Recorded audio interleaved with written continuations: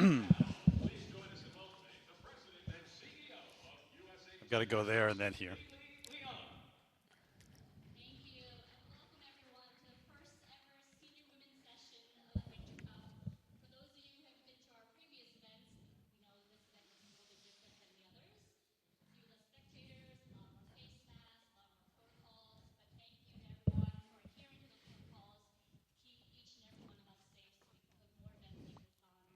Do I need to fold this a little bit or keep it like? No, I think it looks good. Yeah. It doesn't look messy? No. Okay. I mean.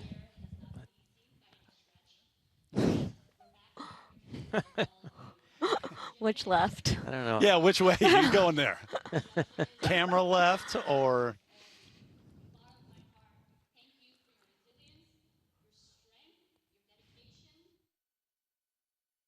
5 days away from the opening ceremony of the Tokyo Olympics, the desired destination for America's top gymnasts, including one of the stars in Rio, Laurie Hernandez, who competes today for the first time in more than 4 years. And others like Suni Lee, a young star hoping to get there for the first time.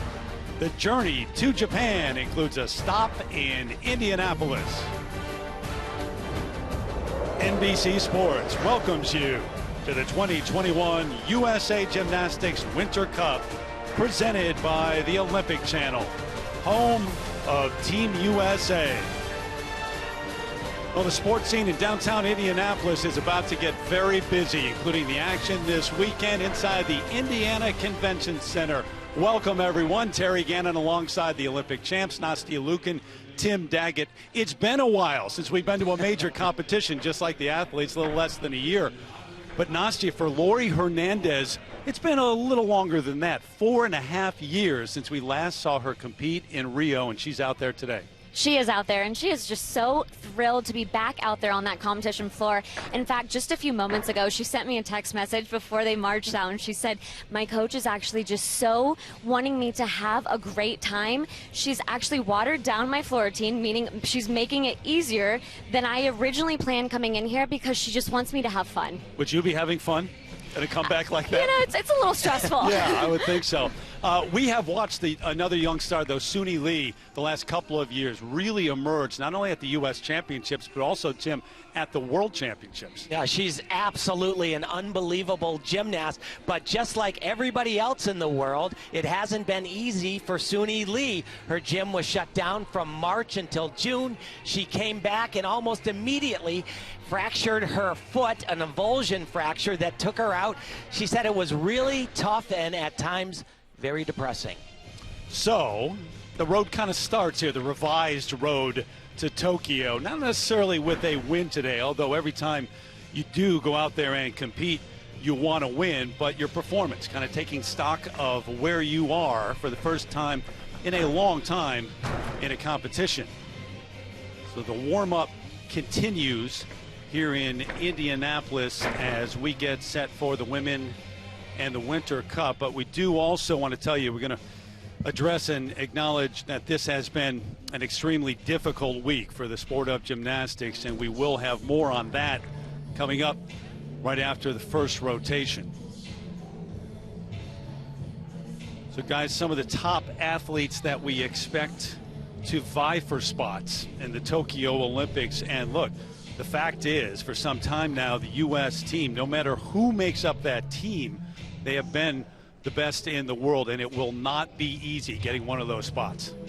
Absolutely not, you know, and in a year like this, there has been so much uncertainty and unknown, but even just being here at this competition, watching the training and the warm-ups, I mean, the depth is still so much there, and the competitive spirit, too, and we don't even have every single athlete that will be vying, of course.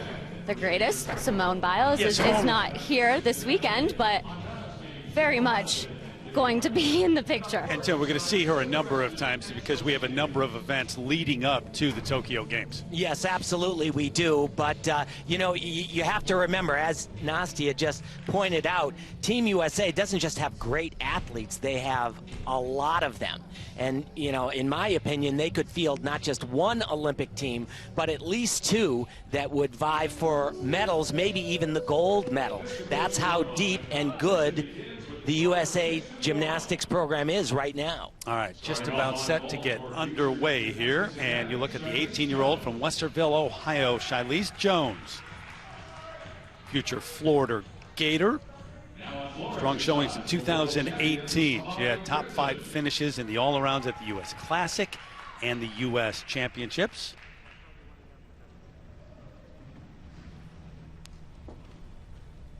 Athletes like everybody else, and it pales in comparison to what so many people have been dealing with. But training throughout this time, forget the competition, even training interrupted throughout since last early March. Here we go.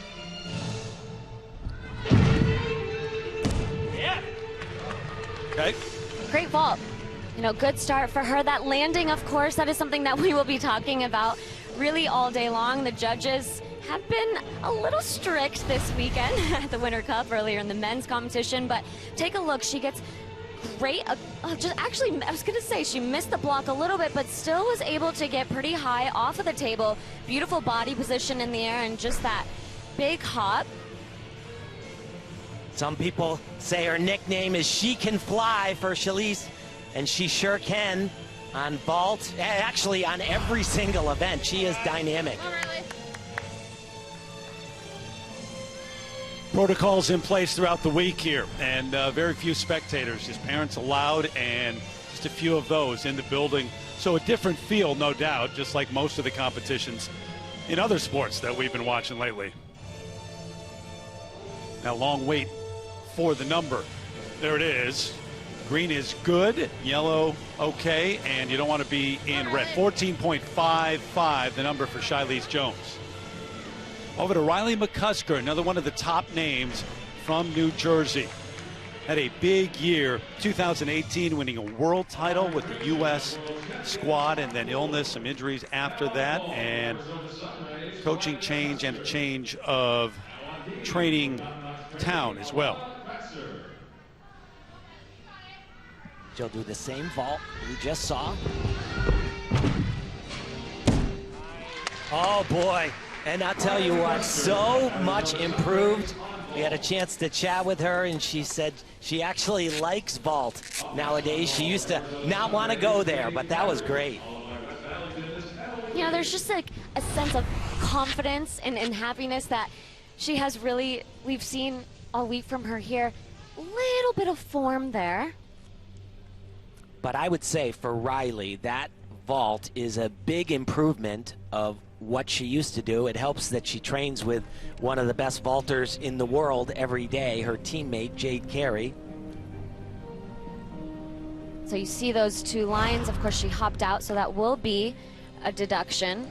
Just a little help with the deductions, 1.6 or less in green, 1.7 to 2.3 in yellow, and 2.4 or more in red. So we'll show you those throughout as we check out the numbers. Riley now training in Phoenix, Arizona, along with Jade Carey. 14.05, the number on vault.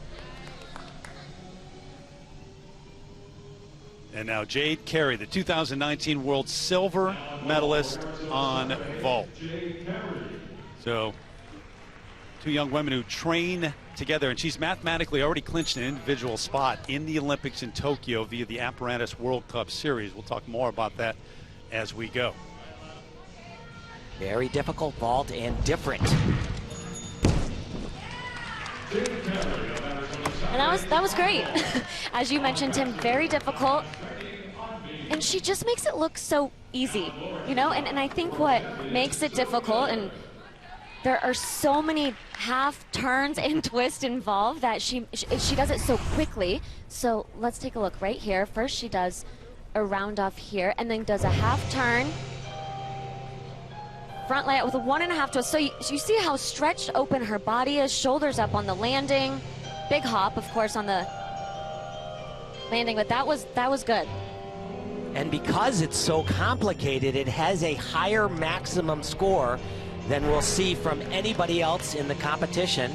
Typically, she competes 2 different vaults. There's no reason. I talked to her dad and Coach Brian before the competition. They said no reason to do 2 today, so only 1. Helped the U.S. win a team gold at the 2019 World Championships. And I mentioned that qualification mathematically clinched a spot. It hasn't, guys, officially been announced yet, but part of that World Cup series, and she's going to be there. Yeah, she's the first American. Yep. You know, and it's only a 4-person team for all of the countries, and then there are up to 2 additional spots. Jade has one of them, and another spot was awarded to Team USA because of their placement at the World Championships. So you see that little bucket of chalk that she has because of all of these new protocols. Right. Every single athlete has to have their own bucket of chalk, carrying it to each event. And they need not just a mask, but a mask holder. Bag. Yeah, most have people right there to greet them with a mask as soon as they're done. Gets complicated these days. All right, take you over to the balance beam, and the 17-year-old from St. Paul, Minnesota, who we mentioned in the Open, Suni Lee. Well, the last couple of years have been something else. The all-around silver medalist. The U.S. in 2019 went to the World Championships, part of that gold medal effort for the team, and a bronze on uneven bars, and a silver on floor. But it's all, in her mind, leading up to later this summer. And, you know, we had a chance to speak with her before the competition and her coach, Jess. He said that she will be doing easier dismounts. Still kind of has those leg issues that have kind of plagued her throughout her career, just trying to be safe. And, you know, the reason for that, too, not necessarily showing your highest level of difficulty here this weekend, is it's so early on in the season. They are not used to having an event like this early on, where the rest of the season is long. The Olympics are, of course, still months away. And it's not just that it's early, but it's also a big meet. It's televised, it's on a podium, it's the first time anybody's seeing anyone for a year. That delay because of the light. They were having trouble with that to cue her. Now ready.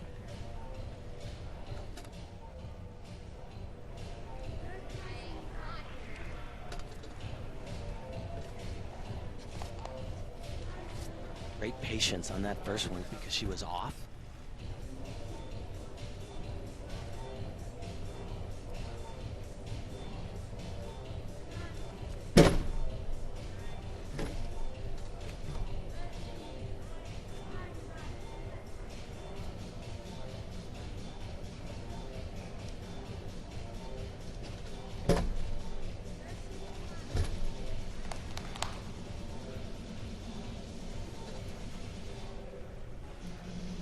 And we've really talked about this all week long, but Tim, as you mentioned, it's been just about a year since they've been out on the competition floor like this. So a lot of it is that mental aspect of getting back out here again. Gorgeous connection. That was just fantastic. Extremely difficult, 3 skills in a row.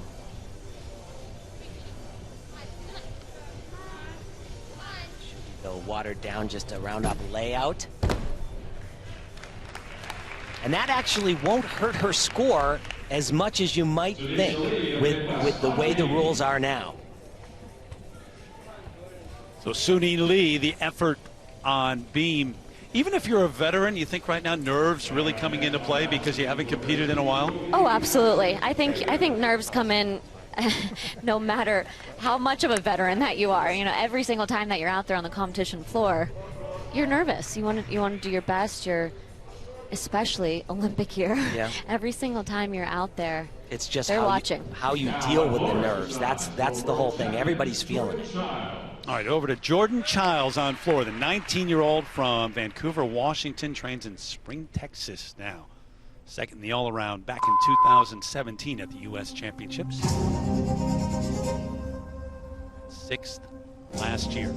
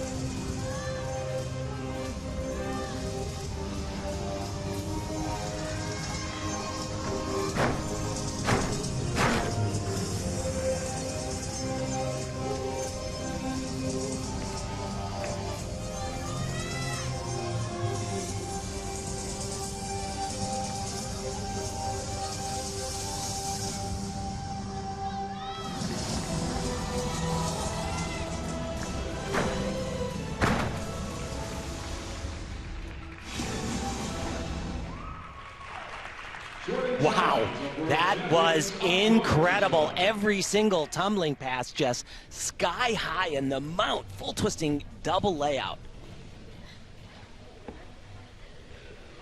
She has a very famous training partner named Simone Biles, the greatest of all time, and some of Simone's tumbling is rubbing off on her. She's actually great in her own right. This is so hard. Double laid out somersault, and watch, she'll do a full twist right here as well. Oh, boy, that was great.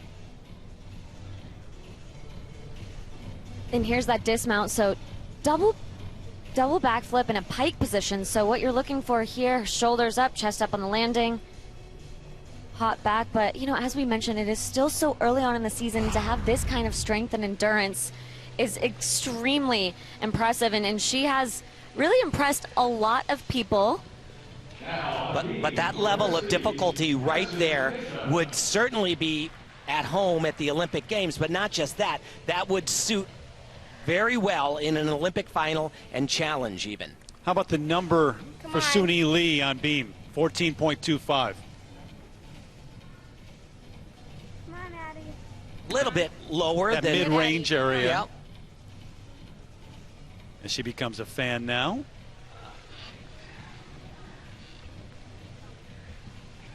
Jordan Childs waiting for the number as we wait for Laurie Hernandez in that return. All these athletes haven't competed in almost a year. Well, it's been 4.5 years for the Olympic gold medalist, part of that team effort for the U.S. in Rio, and won silver on the balance beam. She is back to try to make it to Tokyo. Next on floor. And as I mentioned earlier, when she texted me literally a few seconds before they walked out, I was like, do you have your phone on you? Should you not be focused right now on something? And she said, you know, because this is my first meet, her coach Jenny said she took her full in out, she turned it into a double back, and then you'll see that. And of course, my last pass, you'll see a layout. So really, really doing an easier floor routine here, but an exciting one for here. When we talked to her last week, she actually cut the music, picked the music, choreographed this entire routine, and she was really excited and really proud to come out here and show it. The number 13.6 for Jordan Childs, who is named after Michael Jordan. Had to make a decision with the delay of the Olympics. She's going to UCLA and thought about, oh, do I stay elite? Do I try to make it to Tokyo? But in the end, decided I could wait another year. So here is the return of Laurie Hernandez, 20 years of age, from Old Bridge, New Jersey. Always known as a great dancer. She was so bubbly in the Olympics. This is very mature and very, very cool.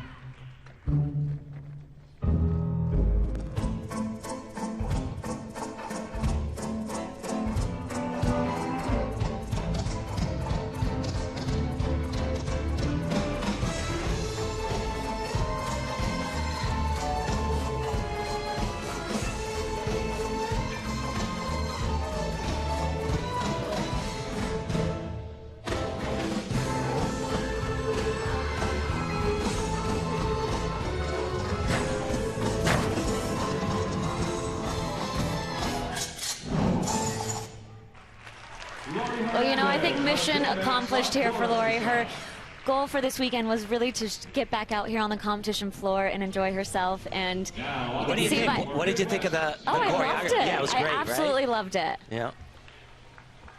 A lot of different stuff in there, but Nastia, what do you think she was going through as she was about to start and during the early moments of that? You know, I think it's trying to listen to what she's saying. It's a lot harder with the masks on. Yeah. As you can see, she's trying to catch her breath, but there's so many different emotions, right? And obviously it's a competition not quite like any other one she's been in. No audience, no crowd, but you know, she said that when we talked to her last week, even though there isn't going to be an audience, she's just so thrilled to be able to be out here doing something that she loves to do. if you've forgotten, Lori Hernandez is a very bubbly person with a lot of energy. They called her the human emoji after Rio. Very nice start to the routine, an Arabian double front. She did water down the second pass to a double tuck, but she could have done the full in. It was great yesterday in training. Here it is. Very nicely done. Huge air. Absolutely. Yeah, and as we mentioned, she didn't do the level of difficulty that she has been training when she has been doing her floor routines back at home. There's that third tumbling pass, a double pike, but the tumbling passes that she did do, I mean, she showed strength, confidence, power, and of course that personality, the dance that we've all missed from Lori being out there on the floor. We need to see the smile, though. I know. You know, right? She's smiling under the mask. Yeah, exactly. You can see it in her eyes. You know, guys, she said that this Winter Cup is going to serve as just kind of dipping her toe in to see how it feels to compete again. But she also knows all eyes are on her. She does, but then she also said, you know what? I'm doing this for myself. And I know a lot of people are doubting me. And to be completely honest, that's okay. Let them doubt me. I'm doing this literally for myself. I love the sport. I wanted to challenge myself. You heard her. She said that's pretty good with no last tumbling pass. So we continue here in Indianapolis, 12.05, the number for Lori Hernandez and her first competition since the Rio Olympics back in 2016. The action taking place inside Indiana Convention Center here in downtown Indianapolis. We mentioned earlier it's been a tumultuous week for the gymnastics community, and we will have more on that right after this break. Tasha, did you know Geico could... Our coverage of this 2021 Winter Cup from Indianapolis in a moment. But first, the news that has reverberated here and throughout the gymnastics community. On Thursday, the Michigan Attorney General filed 24 charges, including human trafficking and criminal sexual conduct, against John Geddert, the head coach of the gold medal winning 2012 Olympic gymnastics team, related to his treatment of athletes and his care over the course of a decade. Then, hours later, Geddert died by suicide at age 63. Geddert formerly owned and coached at the Twisters Gym in Michigan, where many of the hundreds of survivors of Dr. Larry Nassar's sexual abuse say they were assaulted, and where it is alleged Geddert used the guise of coaching to subject minors to an environment of continued abuse. Geddert was also charged with lying to the police during their investigation into Nassar, who was the in-house doctor at Geddert's gym for nearly 20 years. These developments are the latest of the far-reaching ramifications in the nearly 5-year fallout from the Nassar sexual abuse case. In a statement, USA Gymnastics said in part, "We had hoped the criminal charges being brought against John Geddert would lead to justice through the legal process. We share the feelings of shock, and our thoughts are with the gymnastics community as they grapple with the complex emotions of this week's event." Reacting to the news, Ali Raceman, a survivor and member of the Olympic team Geddert coached in London, repeated her call for an independent investigation into USA Gymnastics, saying, "For an organization that has claimed for the past 15-plus years that athlete safety is the #1 priority, it's impossible to imagine a greater failure." Michigan's Attorney General called Geddert's death a tragic end to a tragic story for everyone involved. We'll be back right after this.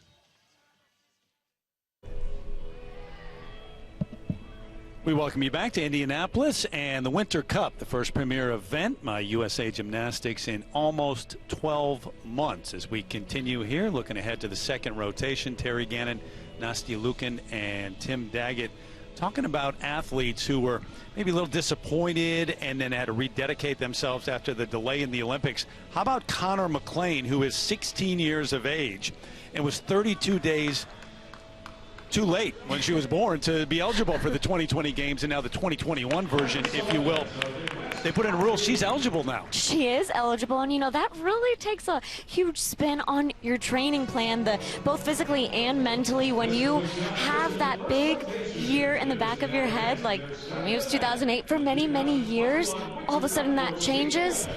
It's a lot to take in, both for herself, for her coach, to change the training plan. But you know what? If anyone can do it, I mean, she was one of those that was so capable as a junior, and here she is finding herself in the mix. Back when she was 11 years old, she was on TV talking about the 2024 Olympics. That's what I'm going to get to. I'm training for that.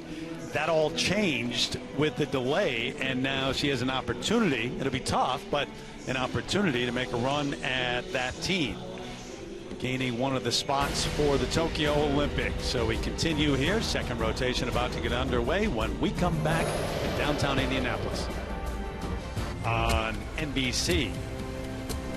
Chilly, but pretty nice afternoon here in Indianapolis. Jordan Childs had that effort on floor a few moments ago, and there were people watching. How about the text that came in to her coach? Look at the bottom of the screen.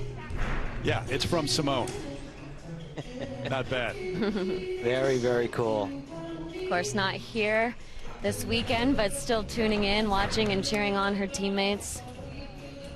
Top part of that was about Leah Smith, who won the Nastia Liukin Cup, which took place yesterday here in Indianapolis. They all trained together down in Texas. Yeah, we talked about this a lot really yesterday, but you know those days where you go in as an athlete and whether it's you're sore, you're tired, whatever that is, and then you turn to your side and you see somebody like a Simone Biles. I mean, that has to be inspiring and motivating, just to say the least. Well, you can't feel sorry for yourself. Right. You're like, oh, okay. And you're all in it together, right? Yeah. You're all having so many teammates, and that's what's been so great watching this club, and you know, with Jordan here. You know, though, we had a chance to talk with her before the event as well, and one of her comments really struck me. She says, what would be a success for me is to go out and show 100% of myself. I don't think anyone has ever seen it. She wants to be the best that she can be, and she says she's never shown that before. So far, so good. Guys, we're talking about Riley McCusker and that move to Phoenix now to train and a change of coaches. She was coached by Maggie Haney for most of her life, and in April of 2020, Haney was suspended for 8 years, later reduced to 5 by USA Gymnastics after a hearing. There were accusations against Haney from several gymnasts, ranging from emotional abuse to forced training through injuries. She's made that move now and trades along with Jade Carey, and she says, I actually love gymnastics again. It's like a new lease on life. I love going to the gym every day. Well, you can see it on her face, you know, just being out here, and you know, she always has kind of been an athlete that has been so serious and so focused and stoic, but just from event to event, even just standing here, you see her joking with Jade, and in the relationship that they have together as teammates, new teammates, training every day, of course, being on the national team together, but it has just been so great to see the energy and the life in Riley here. They actually have a special handshake that they created to do at this competition. We'll see if we get a glimpse of it or not. Tim, it's an individual sport, but and until you get to a world championship, the Olympics and whatnot, and then you're part of a team as well. But that aspect of being a part of a team has got to be crucial for those who are lucky enough to have it. There's no question about it, and she is a better gymnast because of it. She acknowledges she's better today than she would have been last year. She said it was really a couple of miserable years of training where she came from before, but so happy. And you know, the thing about Riley and her team, there you go. We got it right there. Ask and you shall receive. On camera. The thing about Riley is she has been known throughout the years for her grace, unbelievable bars, fabulous balance beam, but not as powerful on vaulting and floor, whereas Jade is the exact opposite gymnast. They really complement each other. Finished high school in the summer of 2019, eventually headed to the University of Florida. Coming up next on Ball for World Champions will be Jordan Chiles. She has got just a ton of stuff. This is the really tricky one right here. If she pulls it off, and oh, it's supposed to go right back up to the high bar, but still fantastic. You did a little safe there. Oh, going for those handstands. Has changed her dismount.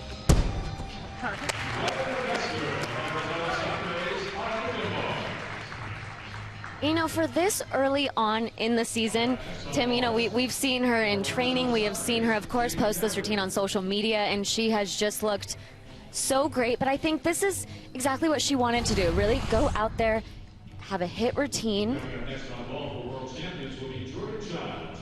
So look at this, huge release. And then she does another one that is followed right away down to the low bar. And this is where she was supposed to connect the next skill there, so it won't be deduction for not connecting it. She just would have received more bonus had she connected that one. But just absolute beautiful. Great struggle right there, keeps her composure. She used to do a dismount that was a little nervy for her. Head coach Brian Carey changed it up, and I think it was a great decision. She did take a big step there, but it's going to be much more stable for her.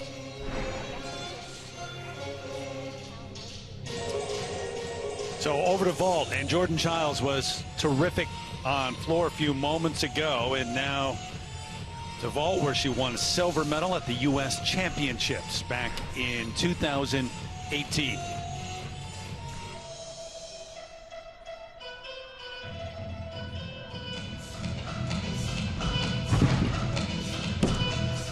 Wow. Another, that one was out of the park. Yeah. That is about as clean as I've ever seen her be. Coach Laurent Landy. You know, when we think about this last year, and of course the Olympics being delayed, and she might be one of the, just look at the form, beautiful, just floats in the air. Absolutely gorgeous. She looks better to me here. That's kind of what I was getting at. Than I have ever seen her. Absolutely. And not by a little, by a lot.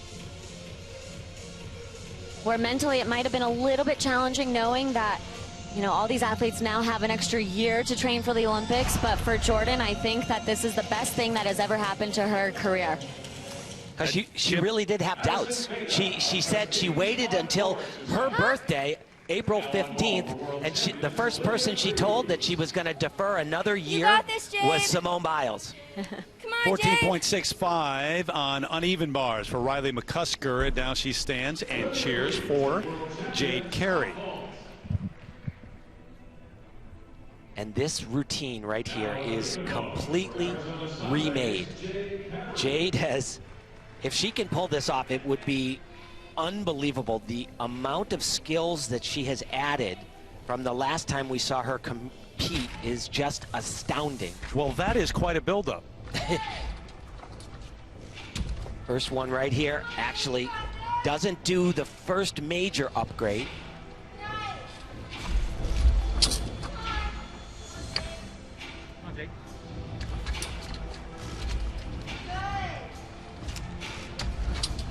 Really gorgeous. Nice. That's a new skill as well.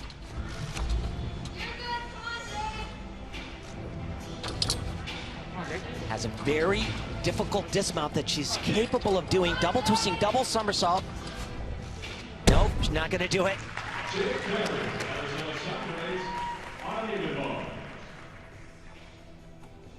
Would that be your plan coming into this competition, having not competed in so long, to maybe scale it back some? Well, you know, I think for so many of these athletes, they have skills that they really want to get back out there and try them on the podium at a competition like this. But at the same time, it is so early on in the season. You want to also be safe. You know, it's an Olympic year, and if you're not quite feeling ready to perform them at the end of your routine, no reason to do it here at the Winter Cup. How's Jordan Childs doing? 14.9, that number on vault. Over to Sky Blakely, the 2019 U.S. Junior silver medalist on beam, and one of those young stars, 16 years of age. Personally, I was a little disappointed when I heard that she would not be doing the all-around today. I love her gymnastics. She has a lightness about how she works. It's so pleasing to the eye. Another one of those who turned 16 and was, what, 35 days too young to compete last summer, but eligible this time around.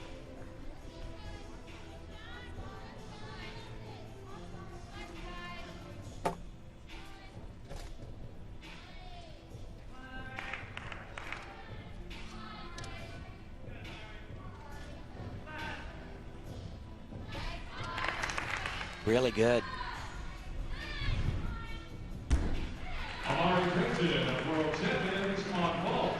Big skill right here, standing full. Gorgeous.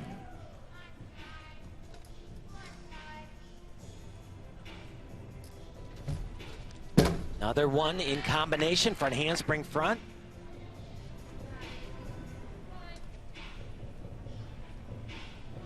Talking about Jordan Childs and where she trains alongside Simone Biles. This guy comes from a very famous gym as well, Woga in Texas. Olympic all-around gold medalist Carly Patterson, and then of course Nastia Liukin. Who? You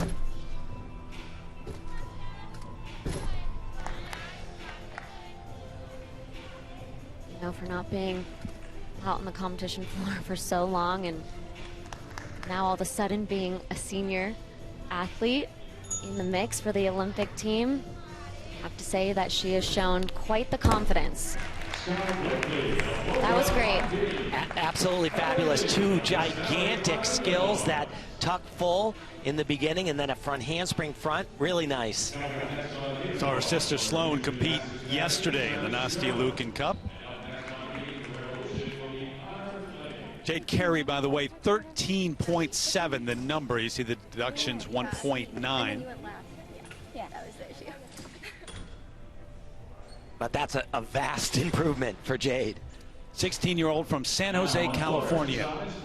Sienna Libio. She's a junior in high school at Laurel Springs High.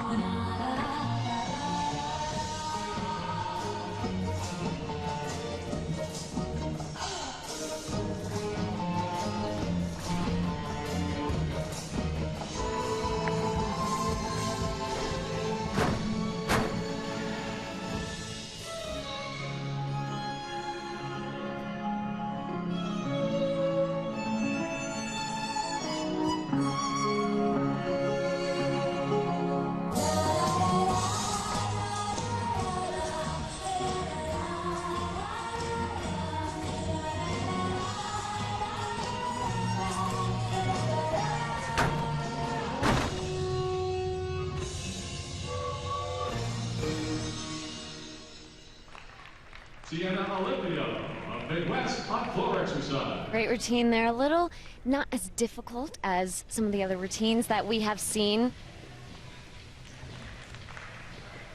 Now David Bars for Region Gymnastics. So many of the, especially the young gymnasts here, just trying to take stock of where they are compared to some of the big names in American gymnastics and in the world competing today. Sky Blakely on beam 14.5. There you go. Yeah, very big number. The biggest we've seen so far. Second best, 14.25 from Suni Lee. And now Connor McLean, 16-year-old from Cross Lanes, West Virginia. Now on beam for Revolution, Connor McLean. Johnny Strell of Future Gym Academy on the bars. Guys, we talk about taking stock here. It's not only for the younger gymnasts, but some of the big names too, maybe not doing every event and not in the mix for the all-around, but again, trying to see where they are after a year away from competition. She has got a jam-packed routine starting right here. Standing Arabian. Oh, actually changed up the order on me a little bit. That's her full.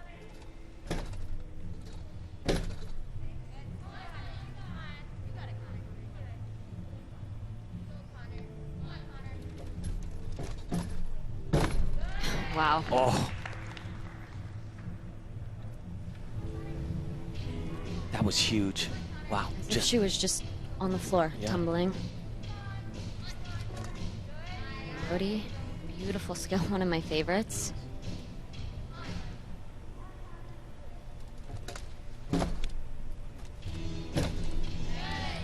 Really just flows from one skill into the next dance move, the whole entire routine. Just absolutely gorgeous. Difficult, a little off there. You know, we keep talking, obviously, about the pandemic and how it has affected all of the different athletes.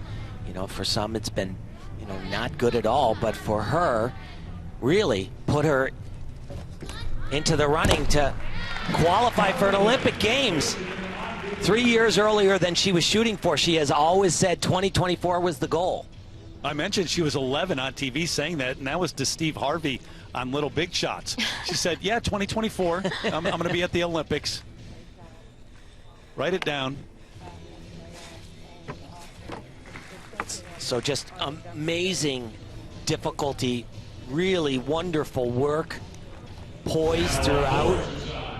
This is a standing back, but she'll do a full twist, so a flip with a full twist. Really nicely done. Look at her eyes. They are like laser beams down to the beam. And look at this combination pass that she does right here. So a lot of people can't do this pass, but the way that she does it, it's like so, like as if she is just tumbling on the floor exercise. People try to do it, but they don't quite get that high in the air. Yeah, that was It was huge amazing. air. As is this right here. Really nice bounce, double pike, just a little bit over rotated, step back, but I tell you what, she is magnificent. Huge air, A-I-R, not E-R-R-O-R. But you know what? Everybody needs to put her on that list.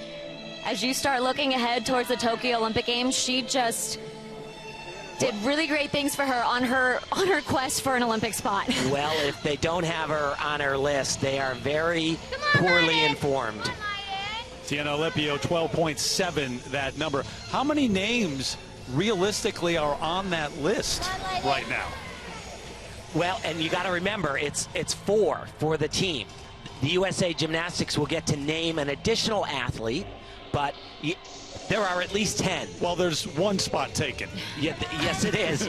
Barring really the only thing, it would have to be. Don't even go. Yes, exactly. She's just.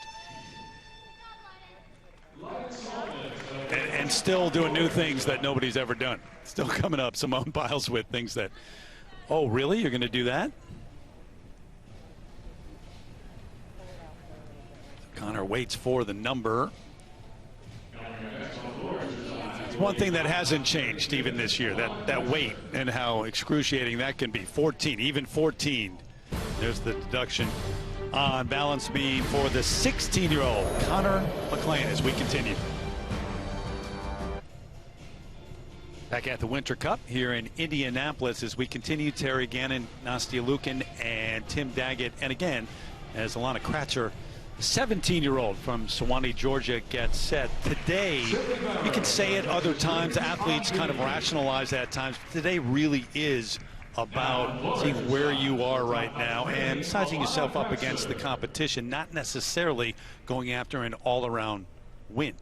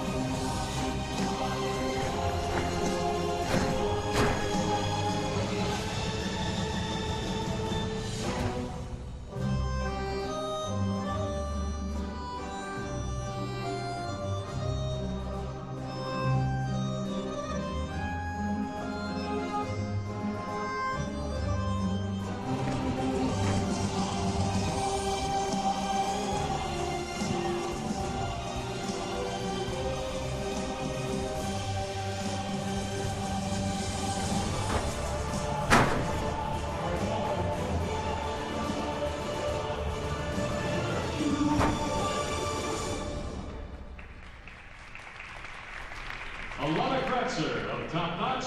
Nastia, is there a certain event where a lack of a crowd affects you more than others? Oh, I think absolutely the floor exercise, and really I think pretty much every single event, you know, you're out there and you're really feeding and fueling from that audience. When you're a little bit tired, you need that extra push, you need the endurance might not be there. The adrenaline rush sometimes comes from the crowd, so you know it's very much of a different experience for all of these athletes. On top of that, just not even being on the competition floor in over a year. I think we need a little fake audience screaming. You can do that from our booth over here. Alana Kratzer, the 17-year-old. We'll be back to Indianapolis in a moment.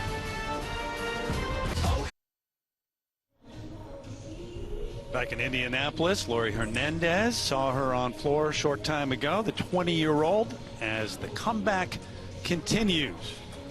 Gold medalist, silver medalist from the Rio Olympics. She gets set for her next apparatus as we send it back now to the studio for an update. Back here in Indianapolis, a city that has hosted the U.S. Championships 4 different times and the American Cup back in the 80s. The American Cup was the last major event before the shutdown, a little less than a year ago. Jordan Childs getting set for uneven bars. The first vault? No, like the whole thing. The first vault or? Yeah. The first ground vault? Trying to figure out the order of Yeah. the logistics of when she's going to be going. So, you know, in gymnastics, the Olympics is everything. And a lot of athletes try to not think about it. And at one point in time, I asked her, what about you, Jordan? And she said, honestly, I think about it at least 3 or 4 times a day. I remember that. Yes, you talked about it.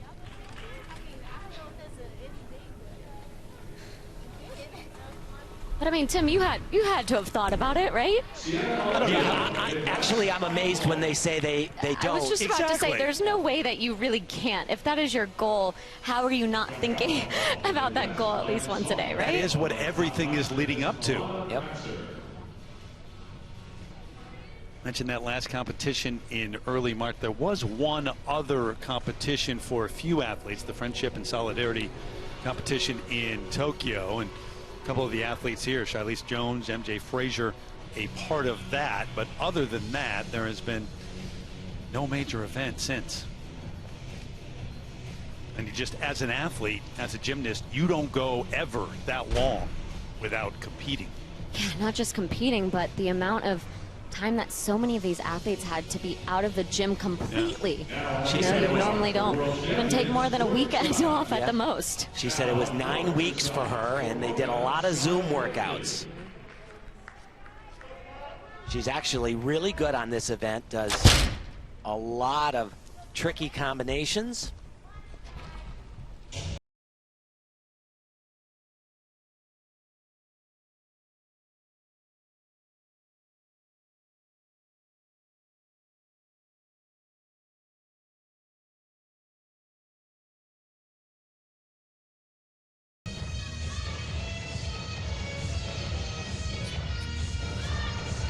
This is kind of cool right here.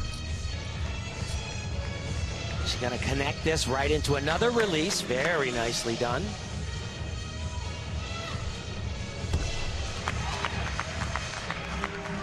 You know, and she's just having the day that she has been. We've watched her in training, right? And we have said if somebody has benefited from this extra year, it has been her. And it's not just her skills, but it is just the confidence. It is the level of just overall. I don't even know like how to explain it, because she is just out here really trying to prove that she belongs on that team. Look at this right here. So normally you see this release move going the other way, but she does it towards the low bar, in my opinion, a little bit scary.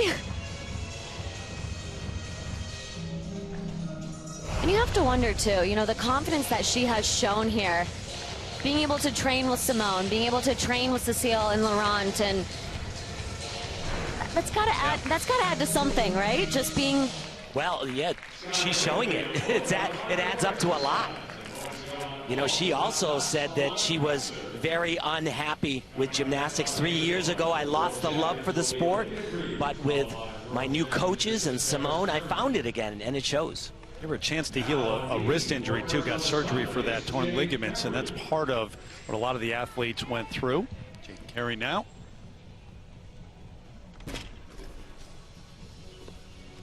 Coming up on ball for Prestige will be Addison Data.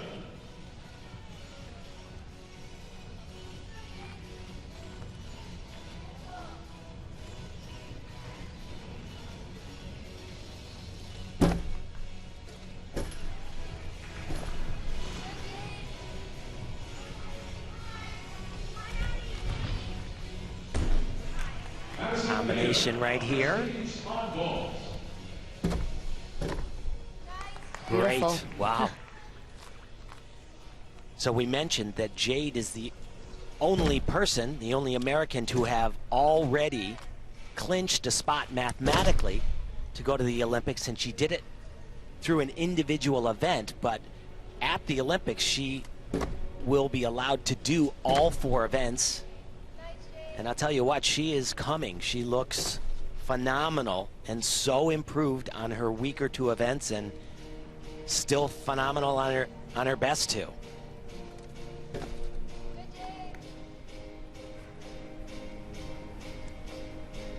And bars and beam really used to be the 2 events that she just kind of wanted to get through. But wow, this Jade Carey isn't just getting through. She is really showing everybody that she belongs on all 4 events out there. She's always been considered a specialist. She said, I'll take that.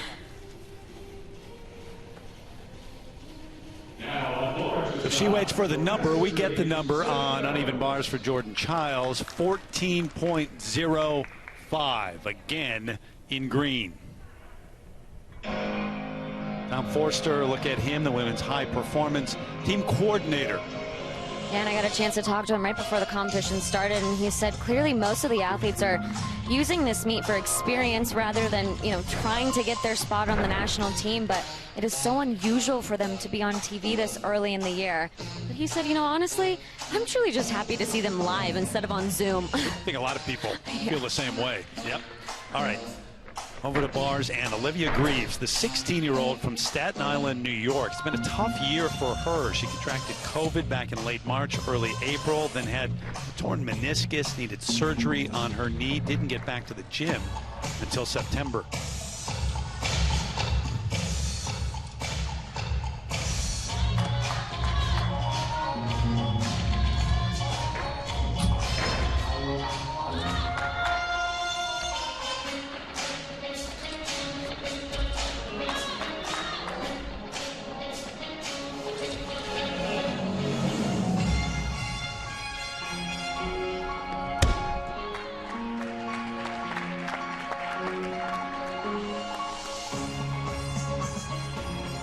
Good routine there. Struggled a little bit on that dismount. Didn't quite get the rotation. And again, being so early on in the season, it's really about getting that endurance back, doing the numbers.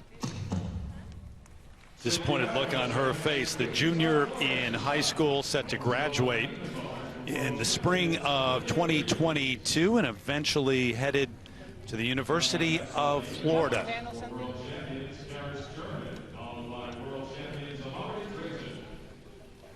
Told us before the competition that she really felt like her cardio was a little behind, and that's what she's working on, getting that endurance back.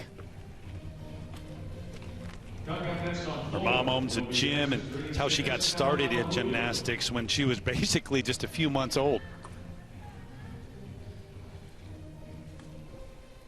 So the number on the way for Olivia Greaves. Get the number now for Jake Carey, 13.55 on the balance beam as we continue from the Winter Cup.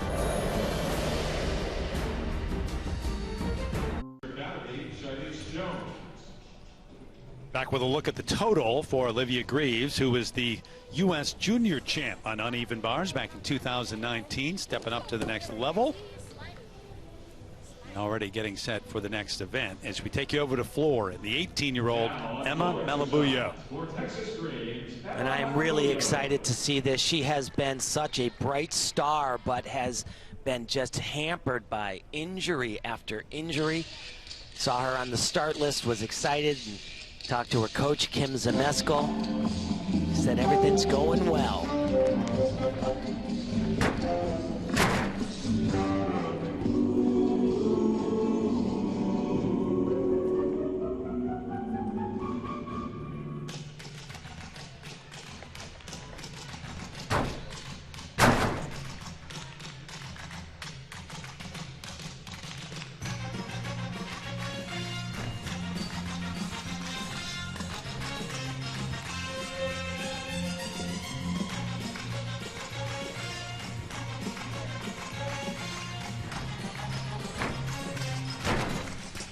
Oh boy.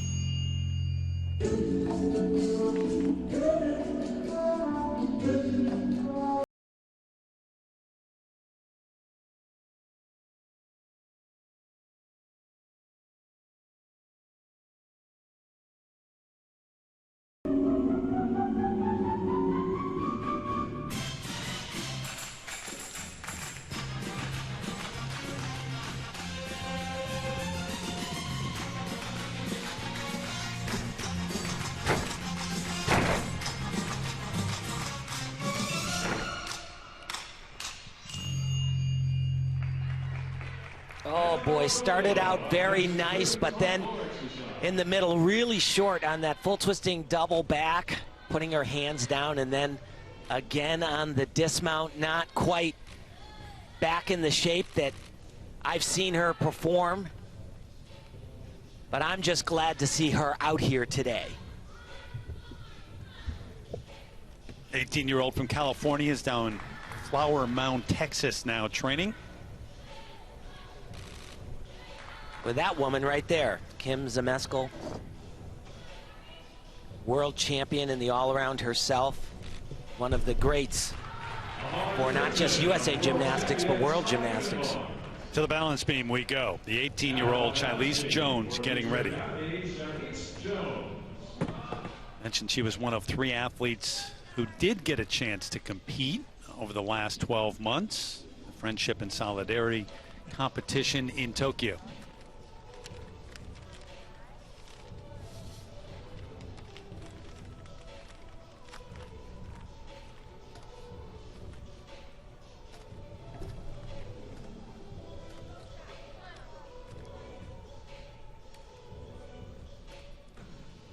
Big element right here.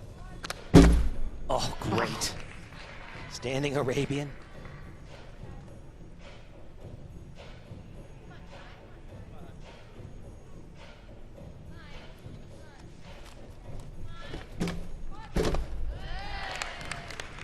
Again, just beautiful.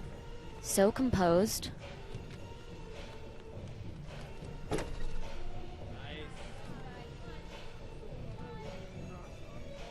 Some of the best beam workers in the world. That's exactly what we see for them. As if they're just performing these skills, not on a 4-inch wide balance beam.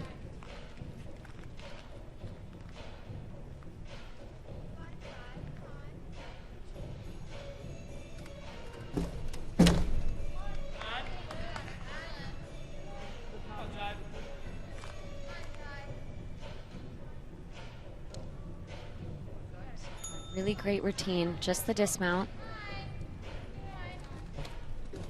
2 back handsprings, double pike. Oh, wow. That was great. Super high. Speaking of high, you take it from the gym to competition. How much of a difference does it make being elevated?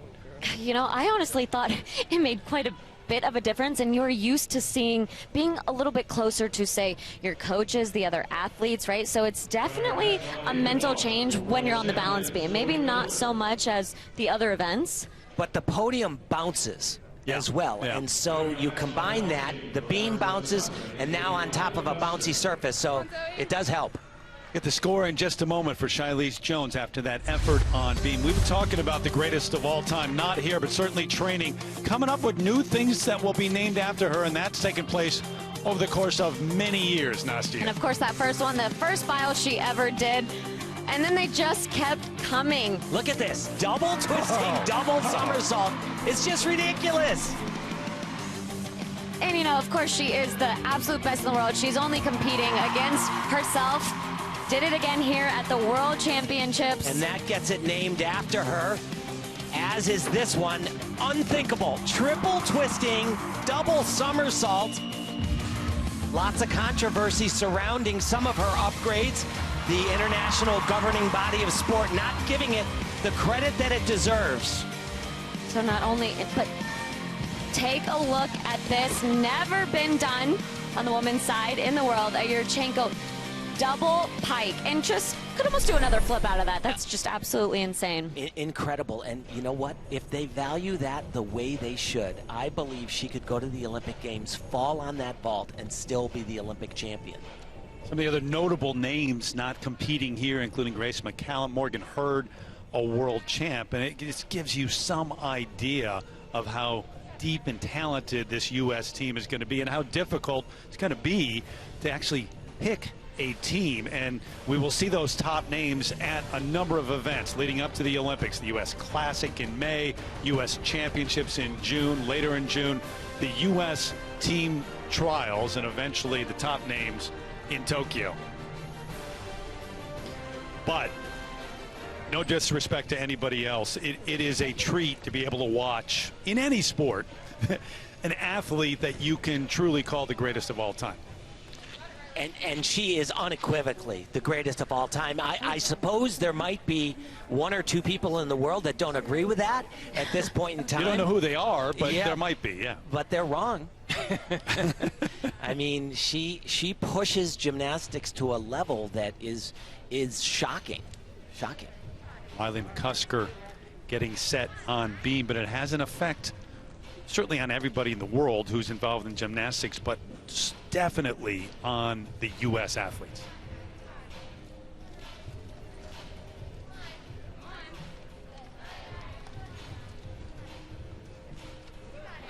Whoa, Whoa. boy. Big mistake there. You grab the beam.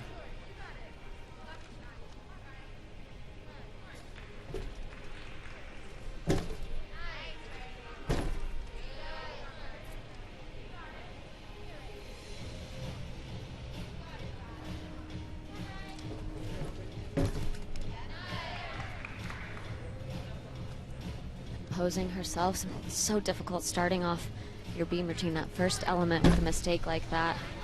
To shake it off and almost pretend it didn't happen, which of course isn't easy to do.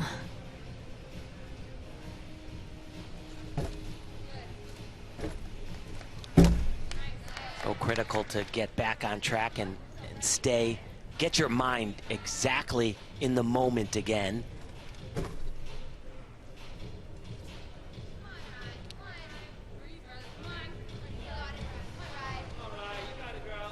Dismount, 2 back handsprings into a double tuck.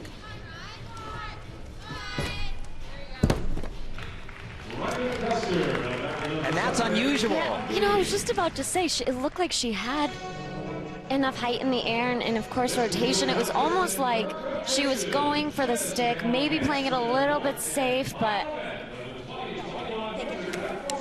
Yeah, because she, you know, sometimes doesn't have quite the power that other gymnasts have on that, but that one was technically great and got a lot of height, just let up at the end, and you know, that's a big deduction. That's a full point. Laurie Hernandez continues to get ready. We head to the 4th and final rotation here at the Winter Cup. High-level event taking place here in downtown Indianapolis right after this break. So back at the Winter Cup here in downtown Indianapolis, and the gymnasts getting ready for the 4th and final rotation here. This high-level competition taking place. Terry Gannon back alongside Nastia Lukin and Tim Daggett. So we haven't seen one of these in a while. What's your takeaway so far? Who stands out? Yeah, I think so far so good. For me, it's Connor McLean. I mean, she comes into this competition and this new Olympic year for her, all of a sudden age eligible for the Olympics. She thought it was going to be 2024 for her, and she is out there really just showing that she's doing the same gymnastics, but just with the senior athletes. So no big deal, basically, is what she's saying. Still said, hey, look, it'd be a bonus. All right, I didn't expect it. Still looking at 2024, but that's a bonus that might come her way. How about you, Tim? Who stands out? Jordan Childs is having a phenomenal competition. Really looks new to the sport of gymnastics. Has an energy about it we haven't seen. Also, Jade Carey, I am a huge super fan. She is fantastic and has looked great. Super improvements on our weaker events. Coming into the weekend, everyone wanted to know, all right, what are we going to see from Laurie Hernandez? How about that comeback? Can you come back when you haven't competed in over 4.5 years? What do you make of what you've seen? You know, I think she's out here doing what her goal was, and it was really just to get back out on the competition floor. It has been so long for her getting here on the podium. She loves gymnastics. She's so happy again to be out here. So I think mission accomplished for her so far.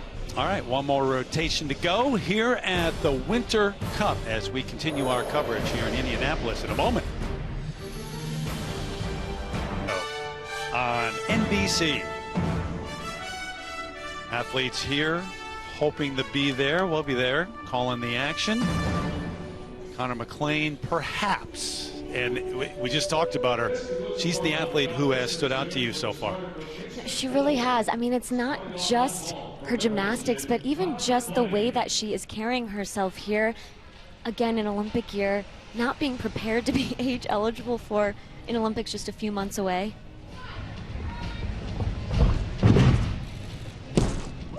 Beautiful. Really nicely done. That double twisting laid out Yurchenko, makes it look easy. Coach Susan Brown, longtime family friend. Again, look at her body position in the air, completely straight, very controlled landing. And she's able to do that because she gets a very nice bounce or rebound off the table. Get her number in a moment. Meanwhile, Laurie Hernandez just about set for her effort on beam. Now on beam for gymnast Laurie Hernandez. Did you get a text from her? Is she going to do a dismount? Not during the competition, just before the competition. She actually did. Not going to bring it up again. Oh my but gosh. And you see that she always places her hand right over her stomach before she goes, calms her. One of her trademark marks as well as, you got this.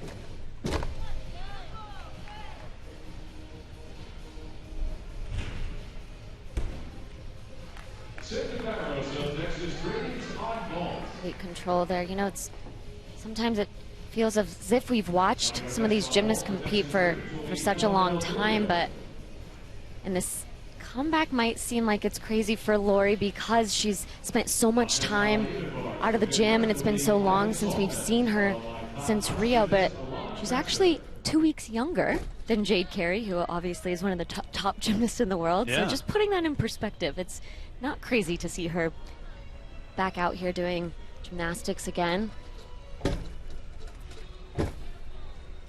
We've seen her, though, doing a lot of different things. Dancing with the Stars, of course. Whole bunch of... Book. Yes, she did. Actually, 2, I believe.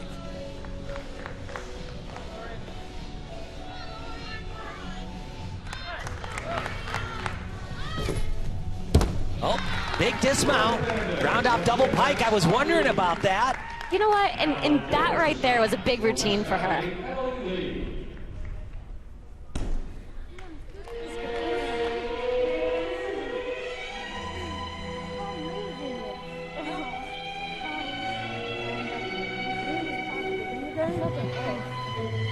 Like I wasn't like, I'm so hot.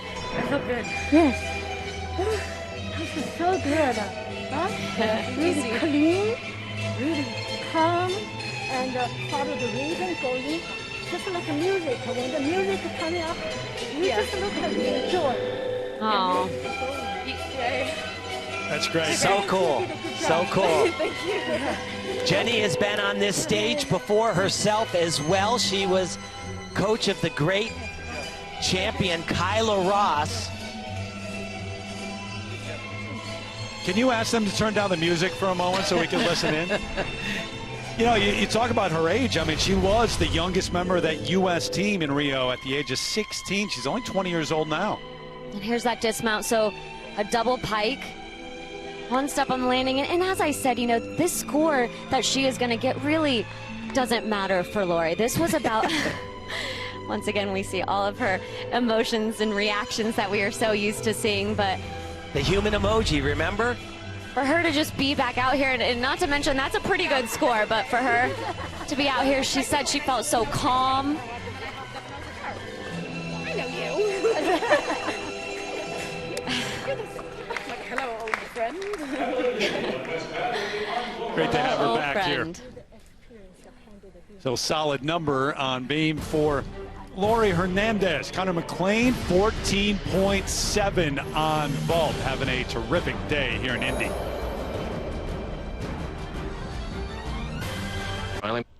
Back in Indianapolis, well, if you're a gymnastics fan, you know the name Diane Durham. Got some sad news earlier this month when she passed away at the age of 52. Durham became the first black woman to win a U.S. all-around title back in 1983 and leaves behind quite a legacy. And Tim, I know you were a contemporary. She had quite the impact. Oh, she was such a wonderful person, a fantastic athlete, such a bright light in the gymnastics community. Untimely injury kept her off that 1984 team, but she's already missed. I can assure you that. All right, to floor now, and the 18-year-old who was born in Seattle calls Westerville, Ohio home, Shilese Jones.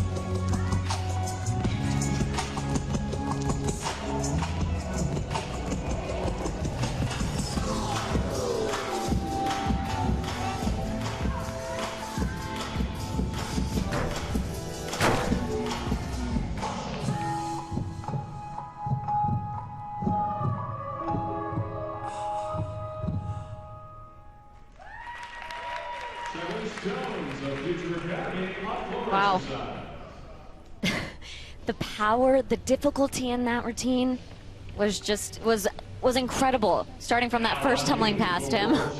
Yeah, some originality there. You don't see this very often. I don't believe this has a name, so if she did it in an international meet, could be named after her. This is a double back with 1.5 twists, done very nicely as she puts a little exclamation mark with a big smile.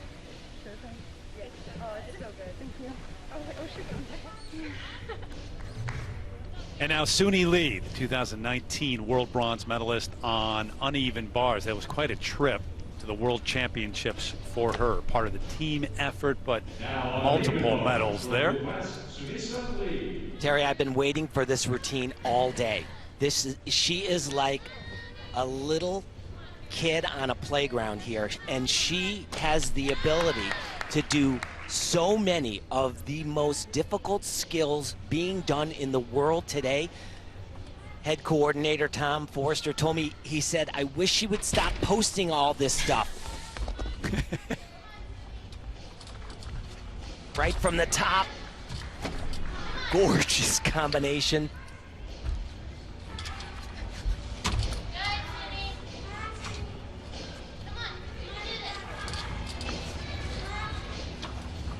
The release. So effortless. And here's another release. Goodness.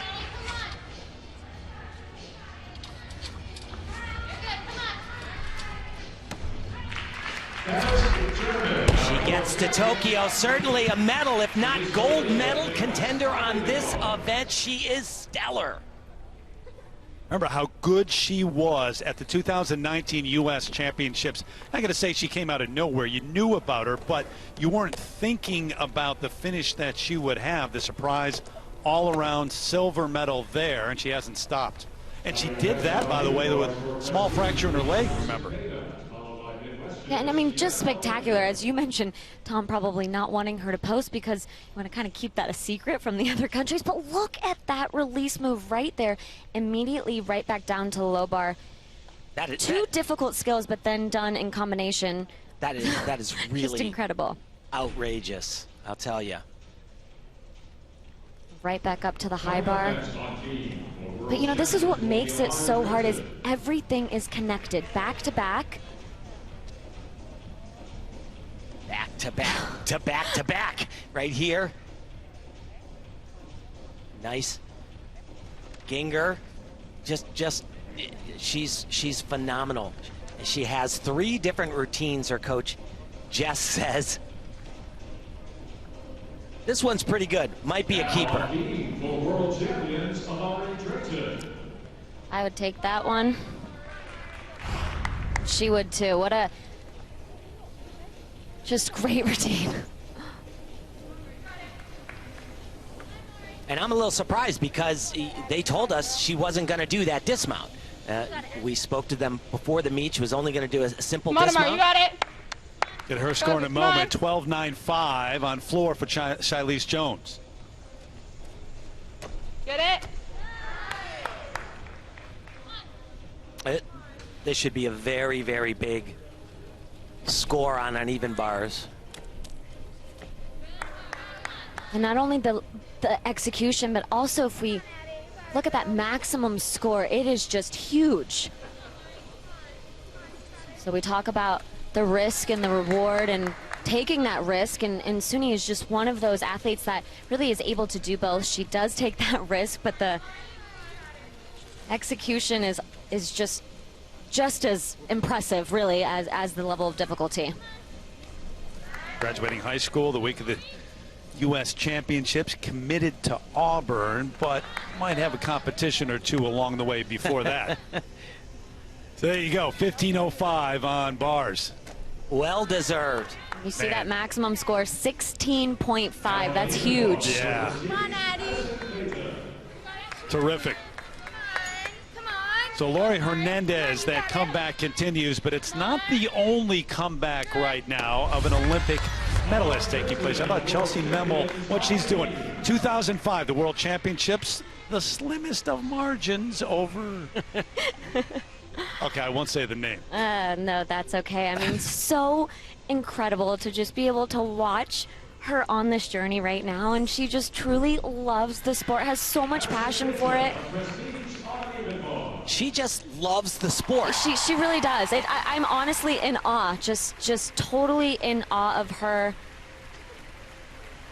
Comeback kind of started as an inside joke within the family, and then the more she trained, started to feel it. Yeah, I can do this. And then now with the kids. This might be my favorite video Yeah. of them all. I mean, how cute is that?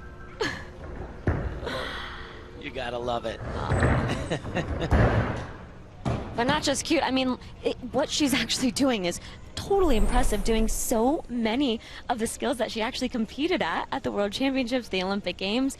Really kind of proving that age Yeah. really is just a number. Almost 9 years. Just about 9 years since she last competed, Tim. Yeah, nobody should tell Chelsea Memel that her time is up, that it's over. She should move on. She loves what she's doing, and I love seeing it every step of the way. On the evening bars for Midwest will be Sienna Olivia. And coming up next on beam for world champions will be Zoe Miller. And you don't really have to wonder what Loya Hernandez thinks of her comeback and today. Talk to her, but she lets you know after every event. She does, and truly just so happy for her. You know, when you see the love and the passion for the sport, like we have on Lori all week here, it's been so fulfilling to be able to watch her on this journey and truly just being out here for herself because she loves it. All right, the competition continues over on beam. Zoe Miller, the 15-year-old from Spring, Texas. Originally from Hartford, Connecticut.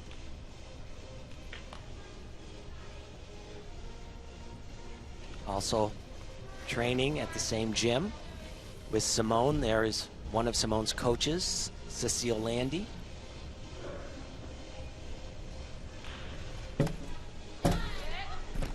Oh dear. You know, it looks like she just jumps off, right? But when you are that far off, it doesn't matter what you do, you're coming off the beam. That wasn't an easy combination, those two skills. You're off on that first one. It's really hard to get back on track.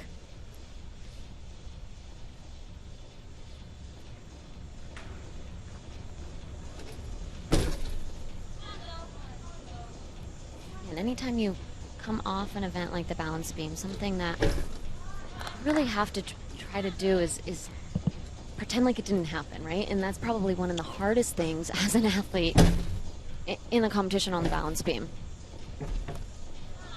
Blocking something out and just continuing as if it didn't happen. You have to just not think about it, and sometimes that's all you can think about. Yeah, I used to get mad, and that helped me.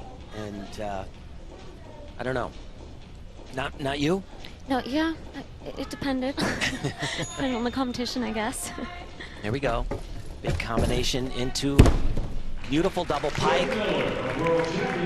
She has great qualities, though, I'll tell you.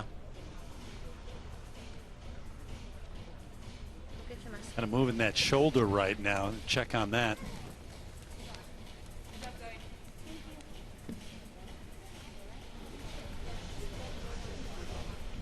Asking if she's okay. Said yes. Well, every gymnast is playing a little bit hurt at different times, but just way off to the side. You could see that almost from the beginning. Really, on the first skill, the back handspring was drifting a little left. Now I get to go home and see the marks on my arms. Girls go on.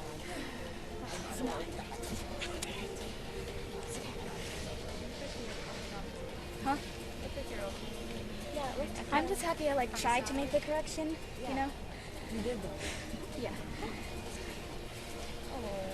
I mean, I guess that's all that matters. Nothing you can really do after that. As you hear, Terry, you know, Come on, Jordan. in a competition like this, right? Sometimes it's about just trying to make the corrections, being back out here on that competition floor. Everything feels different in a competition versus training. Yep. And by the way, I know you, and I know Part of you feels bad eavesdropping on the conversations. There are microphones out there. So I know. They know that. Come on, Jordan. Disappointing number 12-1-5 for Zoe Miller. And overall, again, we've been talking about it, but it's not necessarily because athletes are not doing every one of the events, a lot of them, but Jordan Chiles has been as good as anybody here, end up with the top number. And her best placement, she was second in the all-around in the nation in 2017. And frankly, I think she looks better today than she did then, absolutely.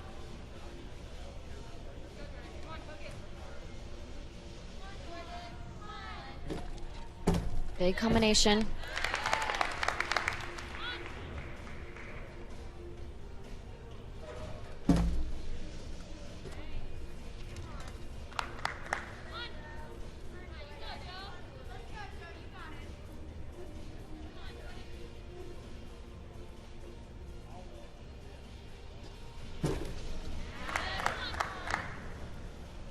Having such a strong competition is going to help her with the people on the selection committees, but it is going to be such a huge confidence booster for her.